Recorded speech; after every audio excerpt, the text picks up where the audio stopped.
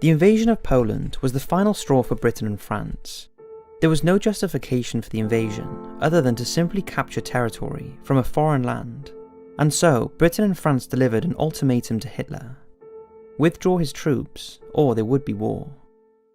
The demand was refused, and on September the 3rd, Neville Chamberlain told the British people they were at war with Germany.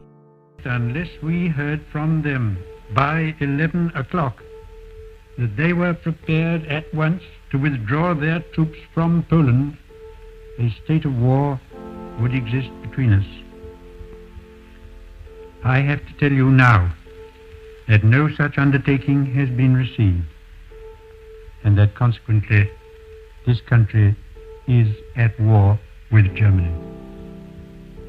Some of Germany's more cautious generals had warned Hitler that the country was not yet ready for a second massive European confrontation. Germany's rearmament plans predicted war with Britain and France breaking out in 1945, by which time they would have their own aircraft carrier, large U-boat fleets, and powerful tank forces.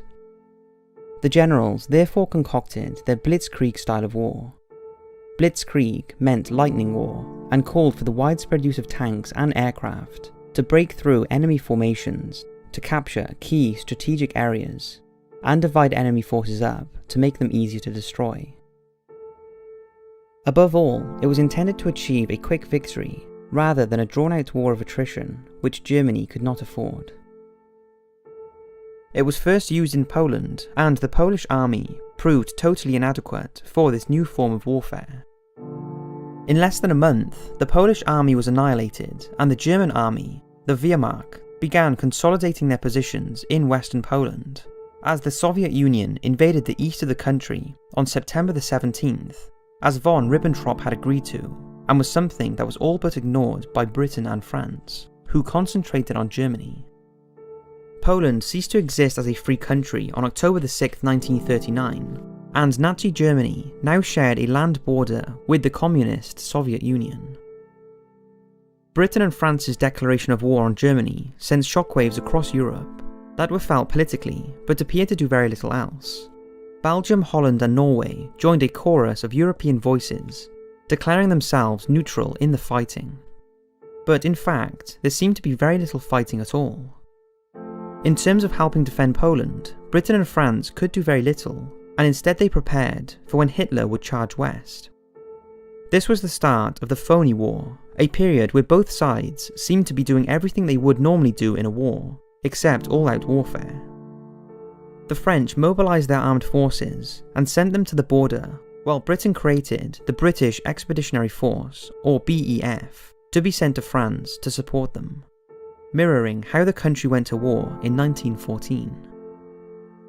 At sea, German U-boats and surface raiders did sink unprotected merchant ships, while in the air, British aircraft made attacks on German shipping, or conducted leaflet drops over the Ruhr region. During one such leaflet dropping mission, on September the 9th, a formation of RAF Whitley bombers strayed into Belgian airspace and were attacked by Belgian fighters. This forced one of them to land, and they lost 2 aircraft to British defensive fire. However, in the South Atlantic, a drama was about to unfold that would become a naval legend. The German pocket battleship, Graf Spee, was attacking British merchant ships, capturing their crews and then sinking them. The crews were then put on the Graf Spee support ship, the Altmark, for returning to Germany. 3 British cruisers met the German ship in the battle, and managed to inflict enough damage to force the German battleship to put into neutral Montevideo, modern-day Uruguay, for repairs. While there, the British began flooding local media sources that a huge British armada was assembling to destroy the pocket battleship when it left port. The German captain learned of this, and believing the situation was hopeless, he scuttled his mighty warship. In reality, there was no armada, but the deception meant potentially thousands of sailors' lives were saved. A few weeks later, British Special Forces raided the Altmark and rescued a number of captured merchant crews.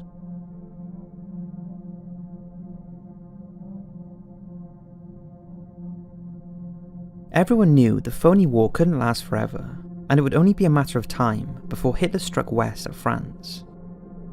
In the meantime, Britain and France decided to embark on a campaign in Norway, then a neutral country, but one that, along with Sweden, helped supply Germany with vital iron ore. The Allies mined Norwegian harbours from where German ships operated, which provoked Hitler to send his forces in on April the 9th to secure them. The battle for Norway would last until June the 10th, by which time France and Britain had long retreated, leaving the country to its fate. The disaster in Norway forced Chamberlain to stand down as Prime Minister on May the 10th, and after Lord Halifax refused the post, it was offered to Winston Churchill, who, as a First Lord of the Admiralty, was still basking in the success of the Grafsbury operation. Churchill was something of a surprise, having more friends than enemies in the establishment, but was a popular figure amongst the people. He would eventually form a new government made up of members of the main political parties, but in doing so effectively suspended British democracy for the foreseeable future. He told the British people, rather bluntly, that he had nothing to offer them but blood, toil, tears and sweat.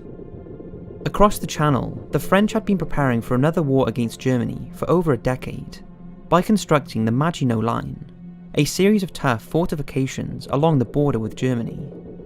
It was designed and constructed in the belief that the war would be reminiscent of the static nature of World War I, but it was fundamentally flawed. It only went as far as north of the Belgian border, and despite popular belief at the time, it was not a continuous fortification, having several gaps where it was believed that nature obstacles such as forests and hills would provide protection. It consumed huge amounts of men and resources, leaving some to worry the French were putting all their eggs into one basket, as far as defence was concerned.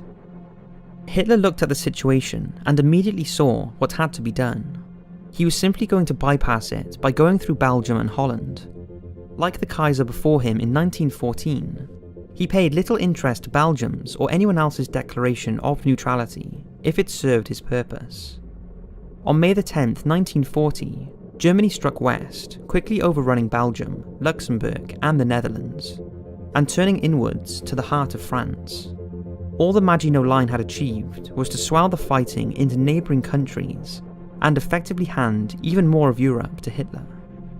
The Germans flooded France, making good use of their tanks and air forces despite being outnumbered on paper. Indeed, Germany's tank forces were in many ways technologically inferior to the Allies in 1940, but the Germans had far superior tactics. In the air, the British and French found themselves heavily outclassed by the vaunted German Messerschmitt Bf 109 fighter and sustained heavy losses. But it would be another German plane that would gain notoriety during the Battle for France. The Ju-87 Stuka was a famed dive bomber that could attack tanks and bridges with extraordinary accuracy and potency, striking terror into ground units. Later, the aircraft would be fitted with a siren in its wings that would create a terrifying howl when it entered a dive, making it as much as a psychological weapon as a bomber.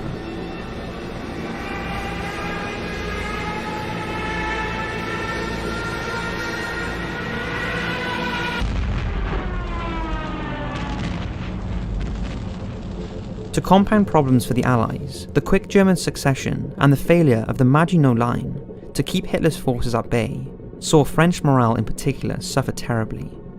Despite spirited resistance by the French army and the British Expeditionary Force, a sense of defeatism quickly overwhelmed them.